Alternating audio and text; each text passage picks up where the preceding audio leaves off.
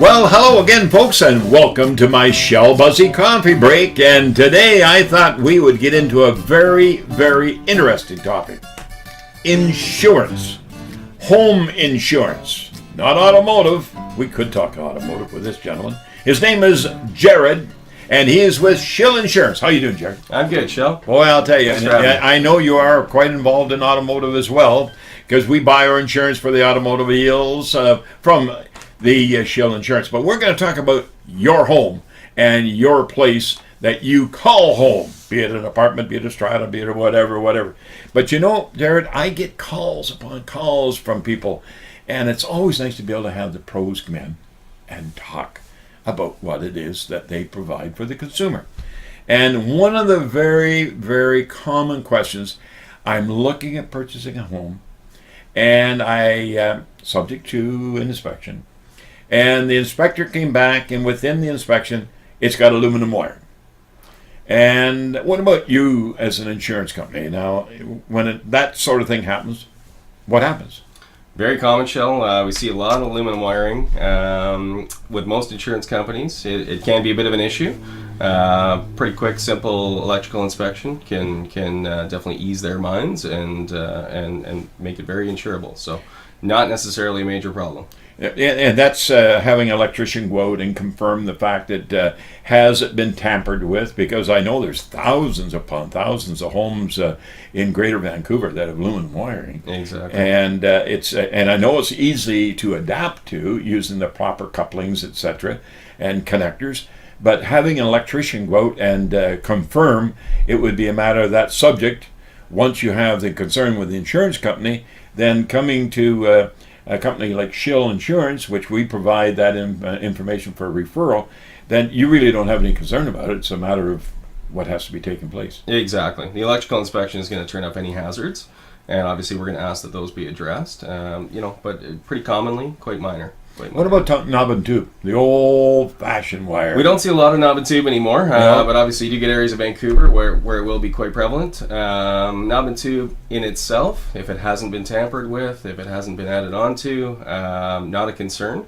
But again, would have to be verified by electrical inspection. But I think that's the most important thing. Why are, as you use the term, some insurance companies, why are some insurance companies concerned about these sort of things? I mean, why wouldn't they do what we've always relied on, the accreditation of Schill Insurance, giving them the advice on what and where to go?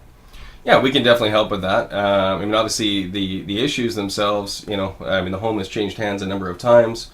We all like to get in there and change a light fixture or change a receptacle or whatever, and it's a matter of has it been done properly. Right. So, when the home changes hands or when we're taking on a new policy, it's our opportunity to make sure that everything is safe and we're not going to have any issues moving forward. Everything, as I say, tickety-boo. Yes, exactly. Well, and there's other things that insurance is associated with, items that home inspectors will come up with. For example, poly B pipe, the copper pipe with pinholing and all this sort of thing.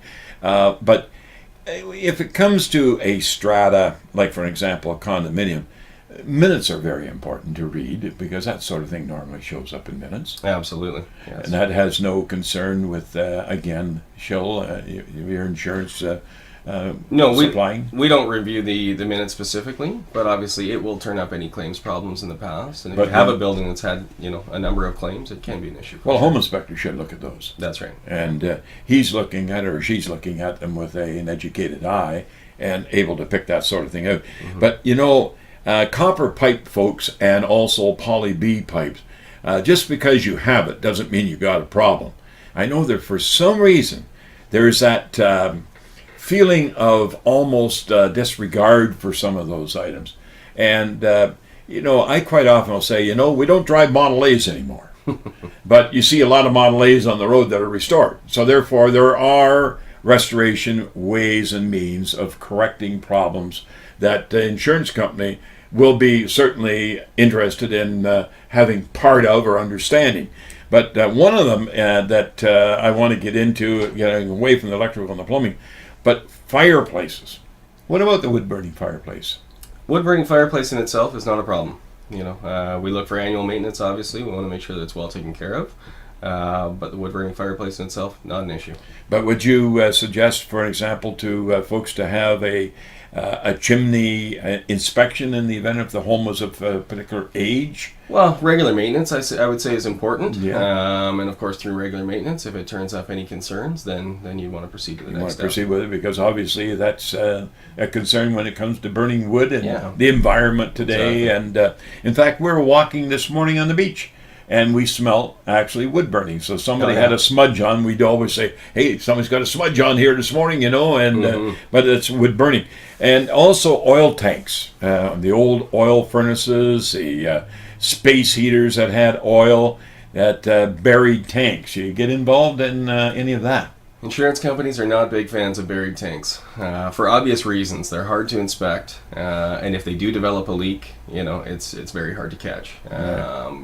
Pollution liability is a big concern these days, so they don't want to get into all kinds of remediation work to excavate a large area of land because of pollution. What would you do in a case like an oil tank? Obviously, if somebody came and they had one, or they had knowledge that there was one, are they going to be advised, because of rules and regulations in different cities and certainly townships, that they must come out? Like Vancouver, my understanding is the city has a standing bylaw that they must be removed. I was just going to say, in almost all cases, underground oil tanks will need to be removed.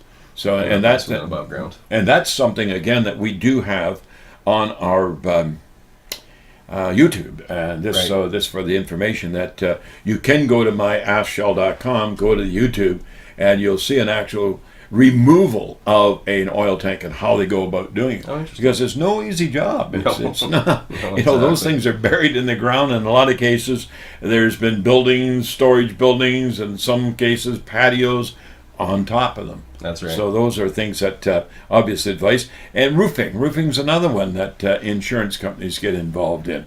Where do you go with roofing? Because there's a good, there's a better, and there's a best out there. Yeah, I mean, we typically look for roof updates at about 25 years. So once the roof reaches that age, it's becoming a concern for the insurance company. In terms of types of roofing, no real preference. Flat roofs are kind of can be a bit of an issue for some insurance companies. It's not the preferred, obviously, because of standing water. But aside from that, cedar shake or asphalt shingle, Duroid is obviously a common product these days. Well, I get a kick out of some of these warranties now. Yeah. Lifetime warranty. That's right. 50-year warranty, 40 plus year warranty. All these different terminologies used, and if you've got the proper paper, like if someone was to call my office and say, "Schill, I just bought a home. The inspector says that the roof looks fairly good, but he doesn't know the brand, he doesn't know the warranty that may or may not be on the roof." Well, that's not something that you're going to find out just that easy. No. Because even going to the roofing association, they're not going to send an inspector out for, first of all, nothing. It's going to cost. And then, obviously, when they get out there, are they going to be able to tell the brand of it, the quality of it, the longevity expected of it, what's under it, all these different things. So That's right. It really does come down to the point of, again, in the insurance company advising them, like Schill would do. Mm-hmm. Yeah, exactly. We have a few contractors that we work with. With roof inspections, you have to be careful not to use a roofing contractor, because obviously you're going to get a biased opinion. Right. In a lot of situations anyway. Roofing inspectors are available, but like you said, they do come at a cost. So and they're costly. They are costly. Any of the engineering, and that's why we have within our referral network, we provide good, better, best, nothing but the best. That's why we have Schill Insurance, for example, the insurance that, or assurance actually, that you're getting someone like a roofing contractor. We have them. We have electricians. We have plumbers. We have all those people available for you. But you have to use them, and it's not something the average Joe that walks in, "Oh yeah, it looks okay." Mm-hmm. You got to really get down into the depths of it, and as you say, flat roofs. There's a lot of flat roofs out there today. There is, height requirements and regulations and restrictions and bylaws, mm-hmm. and city, etc. Yeah. You got to have those flat roofs, but. And condominium and apartments and townhouses. Do you get involved in those multifamily type of structures? We do, absolutely. With the strata titled property, you're going to have two insurance policies. You're going to carry your own personal policy. The strata corporation's got their policy. And it is very important that you carry your own insurance policy because it will interact directly with the strata corporation's policy. Now, does it matter if you live on the ground floor or the third floor or the 10th floor or the 20th floor? Depending on the insurance company, it could. Yeah. Okay. It could. I would say most these days are not partial to one or the other. But the odd insurance company will, add a surcharge for a ground floor apartment. Right. Because just due to the access. Right. Well, the reason why I asked the question is that, I always used to say in tongue in cheek that it's easy to be a plumber because water runs downhill. And if you got a leak at the 10th floor, it's going to end up down on the bottom floor eventually, if it's allowed to continue on. Yeah, that's right. But for example, ourselves, we live in a condo, and being on the floor that we are, and being in the business that I am, and knowing the insurance companies like I do, like yourselves, I've got CO detection, I've got smoke detection, I've got electrical detection, I've got security monitoring, obviously, and also flood protection. Right. So if there's any water anywhere, that alarm goes off and I get a phone call, and immediately, no matter where I am in the world, I get that call. Exactly. So those are items that can be adjusted, I'd Yeah. assume, when it comes to insurance. Yeah, and definitely help. There's no question. Well, and there's something, folks, you should consider. It's don't when in doubt, don't pout, as I always say. Let Schill help you out, because that's the information. Now, how do you start a claim if it happens to be, let's say, for example, a tree falls in a roof? What do you go about that? I mean, a lot of people don't even know who their insurance company is. That's right, exactly. Yeah. Ideally, your first call is going to be to the broker office if your broker insurance agent is open. Alternatively, directly to your insurance company if you know who the insurance company is.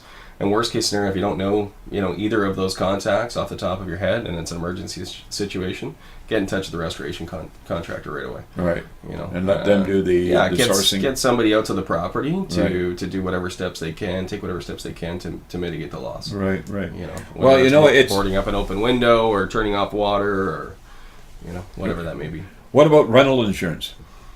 Important for sure. Yeah. Do you mean as a tenant? Yeah, as a tenant, or as a landlord owning the property. Well, both. Let's deal with both. situations. Let's say the landlord first, and then the tenant. Yeah, both are equally as important, I would say. In a landlord situation, you want to make sure that your tenant's got insurance, so that if they cause a loss, you're not going to be responsible for it.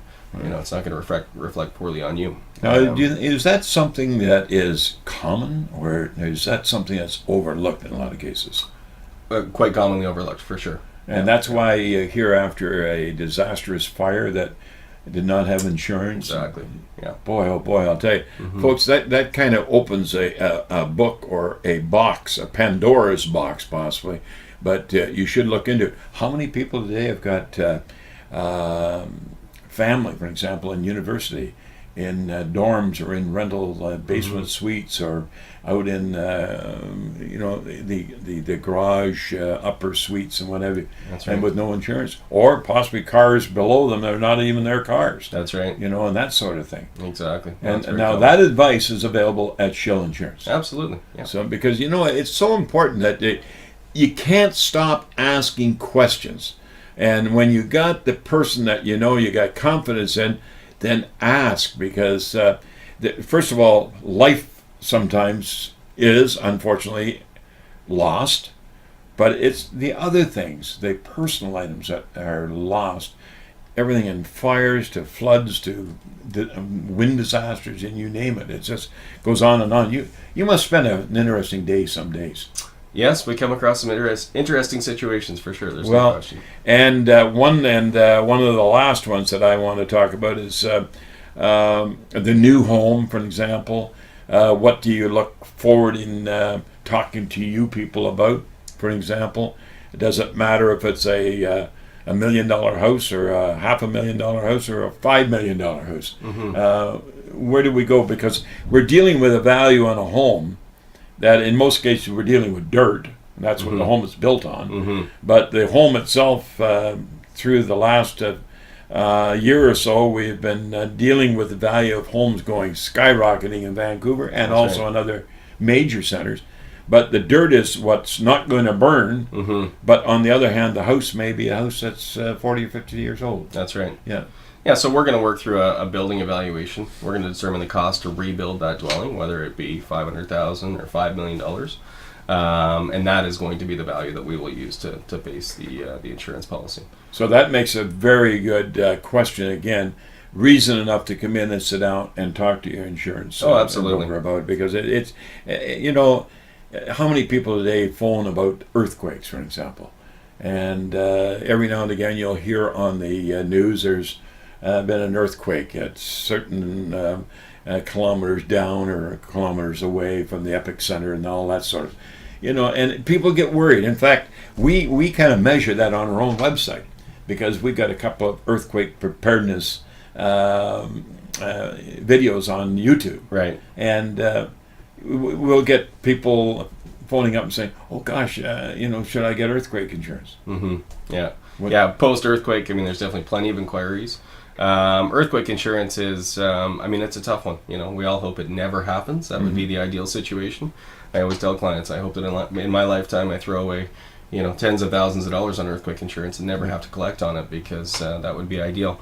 But it is very important. You know, your home is your main investment, probably the biggest investment you're going to make in your life. Yeah. And many of us rely on that investment to grow over time and to be there for us when it comes time for retirement. Yeah, right? exactly. So you know, definitely as life goes on, and I mean, at all stages of life, it's important, but definitely later in life, I mean, it's not a chance I would be willing. And to you take. know, you can't really rely on any one area anymore either. You know, there used to be areas that you say, "Oh, well, there's never an earthquake going to take place in that area." And by gosh, if it's not down the road in a month or so, it's in the news that there was an earthquake That's in those right. areas. Yeah, And recently there was one in the Soyuz, I believe. yeah, we're dealing with a globe, so we really don't know at any time. That's right. And I know there's other prone areas that you run into below the 49th, down in the stateside, down in California, where they've been almost, I think there's so many a day with different, very small as far as factors of any